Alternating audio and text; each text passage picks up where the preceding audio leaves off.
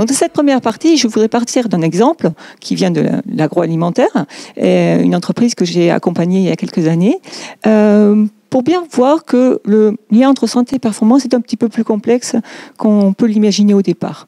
Quand on pose la question à des gens qui n'ont pas beaucoup réfléchi à la question, ils vous répondent parfois que oui, bien sûr, la performance dégrade la santé. Pourquoi ? Parce que la performance va rechercher des coûts bas. Pour rechercher des coûts bas dans une activité de production, on va chercher à augmenter les cadences. Et si on augmente les cadences, on va augmenter la pénibilité pour les opérateurs. Alors, ce lien, bien sûr, il existe, mais il est faussé par deux idées. La première, c'est que la performance, ce n'est pas que la recherche de coûts. Il faut penser à une performance élargie. La performance, c'est aussi, pour une activité, être capable de s'adapter à la demande du client, s'adapter aussi à des réglementations, s'adapter à des changements, quels qu'ils soient. Et puis, la santé, ce n'est pas que de la pénibilité. Et donc, vous l'avez déjà vu dans les premières parties, la santé est plus complexe. Et on va voir sur cet exemple que quand on ne fait que de la performance, effectivement, on peut avoir des conséquences sur la santé, mais peut-être pas de façon aussi simple que je vous l'ai présenté au début. Donc, voilà une entreprise qui transforme du fruit. Donc, elle part de fruits frais et elle a une ligne de production qui associe différentes machines. Donc, on a un process plutôt continu et très mécanisé. Donc, les opérateurs sont là soit pour apporter les fruits, soit pour régler les machines, les surveiller. Et puis, la fin de la ligne est très manuelle. Elle n'a pas encore été mécanisée. Et donc là, on a des opérateurs qui mettent les pots dans des caisses. Donc, le projet de performance a été de réduire les pertes. Donc, effectivement, on transforme des fruits. Un des éléments clés, c'est l'utilisation de cette matière première. Donc, vous voyez sur le schéma qu'il y a des pertes à différents niveaux.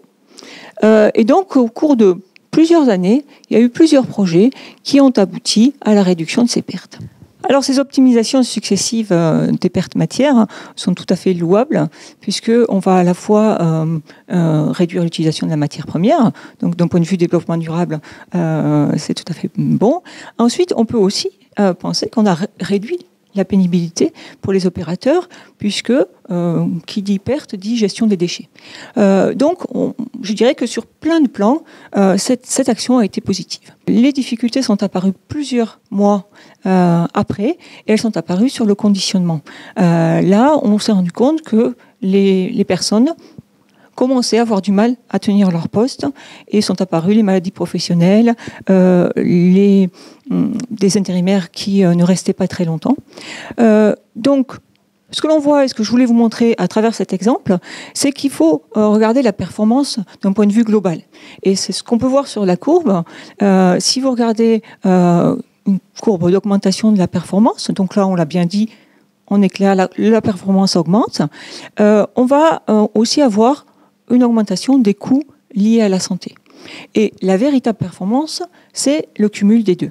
Et donc on voit bien qu'on a une légère augmentation, mais pas ce qui était espéré. On peut le retrouver avec des chiffres, donc j'ai mis des chiffres tout à fait au hasard, mais si on suppose que les optimisations successives nous ont permis de gagner, admettons 100, on a gagné en capacité de production, on a gagné sur les gestions de déchets, on a gagné sur la matière. Donc, supposons qu'on gagne 100. Ensuite, on a eu des coûts qui sont associés à la santé. Supposons qu'on perde 30. Et puis ensuite, c'est ce qui a dû être fait. On a aménagé le poste de conditionnement pour qu'il redevienne tenable par les opérateurs. Et du coup, ce correctif a eu un coût qui est de 20. Donc, au final, on n'a gagné que 50. On aurait pu imaginer, dans un premier temps, faire la chose de façon cumulée, c'est-à-dire s'apercevoir suffisamment tôt des conséquences de ces réductions de pertes sur la fin de la ligne et associer aux réductions de pertes les adaptations nécessaires sur la fin de ligne. Dans ce cas-là, on aurait gagné 80. La grosse différence, c'est que bien sûr, on ne passe pas par une difficulté pour les opérateurs, on ne passe pas par ces coûts de santé, et on reste dans un système positif de performance. De la même façon, souvent les choses sont dissociées dans le temps. Comme dans l'exemple, on va commencer par faire de la performance, puis on s'aperçoit que les problèmes surviennent. Donc en fait, il y a aussi cette question de durabilité de la performance. C'est de la performance aujourd'hui, c'est de la performance pour demain. Et ça peut poser aussi question quand, notamment dans les groupes où il y a beaucoup de réorganisation, la personne qui fait les projets de performance est souvent félicitée, voire promue, et c'est la personne qui remplace qui va devoir gérer les difficultés.